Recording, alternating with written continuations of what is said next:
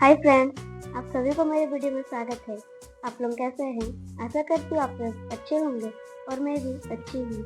रोजाना की तरह आज भी एक नई मेहंदी डिजाइन लेकर आई हूँ, साथ में एक शायरी भी लाई हूँ। चलिए शायरी शुरू करते हैं। पांचों उंगलियां सजी हुई है मेहंदी की सुनहरी रंगों से, देखकर सजावट खिल उठी है बहारें भी सुनहरी रंगों से। बातों बातों में सब कह दिया, कभी शायरी तो कभी मेहंदी बना लिया। सबको शुक्रिया जिसने जबार्ट को सब्सक्राइब कर लिया।